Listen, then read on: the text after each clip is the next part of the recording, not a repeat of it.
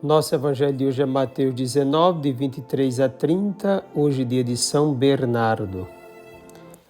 Naquele tempo, Jesus disse aos discípulos: Em verdade vos digo, dificilmente um rico entrará no reino dos céus.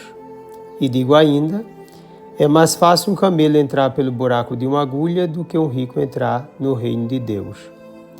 Ouvindo isso, os discípulos ficaram muito espantados e perguntaram: Então, quem pode ser salvo? Jesus olhou para eles e disse: Para os homens isso é impossível, mas para Deus tudo é possível. Pedro tomou a palavra e disse a Jesus: Vê, nós deixamos tudo e te seguimos. O que haveremos de receber? Jesus respondeu: Em verdade vos digo, quando o mundo for renovado e o Filho do Homem se sentar no trono de sua glória, também vós, que me seguistes, havereis de sentar-vos em 12 tronos para julgar as 12 tribos de Israel. E todo aquele que tiver deixado casas, irmãos, irmãs, pai, mãe, filhos, campos, por causa do meu nome, receberá 100 vezes mais e terá como herança a vida eterna. Muitos que agora são os primeiros serão os últimos, e muitos que agora são os últimos serão os primeiros. Palavra da salvação. Dificilmente um rico entrará no reino dos céus. Jesus não diz que é impossível, mas certamente a luta de quem a possui, quer dizer, quem possui a riqueza, deve ser mais aguerrida. A riqueza traz consigo a ilusão do tudo posso. Pode ser uma armadilha e provocar uma cegueira imensurável, fazendo aflorar a soberba, os desvios instintivos. Ela muitas vezes gera uma tremenda desconfiança de tudo e um mar de lamas, de incertezas, de estresses, de corrupção. Em muitos casos, ela pode estimular a falta de sentido de vida, desorientação e tremenda insatisfação.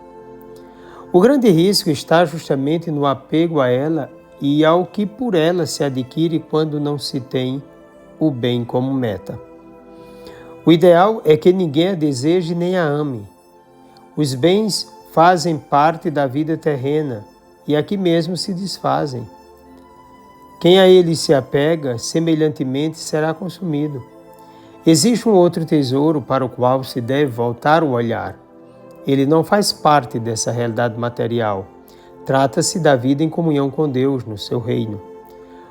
O maior e mais importante investimento de alguém é o que ele faz em benefício de sua intimidade com Deus. É a necessidade de desapegar-se de tudo e tornar-se capaz de Cristo e ainda de ser verdadeiramente um filho de Deus. Ora, a maior riqueza para um filho de Deus é Deus mesmo, sua mensagem de salvação e a missão por ele estabelecida. O que dirá Pedro? Eis que nós deixamos tudo e te seguimos. Estaria Pedro pensando na realidade espiritual e desértica da vida doada? Certamente não, mas estava ali lançando-se no horizonte do Mestre de Nazaré. Ele e os demais e suas imperfeições, sem maturidade na fé e rudes, foram capazes de largar realmente o que tinham. É verdade que não era tanta coisa assim, mas era tudo deles. Pedro talvez quisesse se assegurar diante de Deus, talvez manifestar sua realidade de estar perto do Salvador. O fato é que, independentemente de sua atitude, colocou-se ao lado do Senhor, voltado para Ele.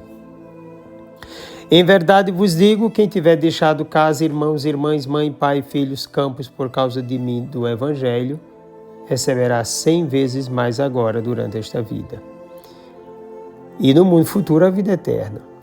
Jesus estabelece que aquele ou aquela que larga os laços materiais, inclusive da família, receberá uma nova realidade, a vida eterna, e uma nova família estruturada nos valores do Evangelho, como fraternidade e partilha dos bens, bem como 100 vezes mais o que renunciou.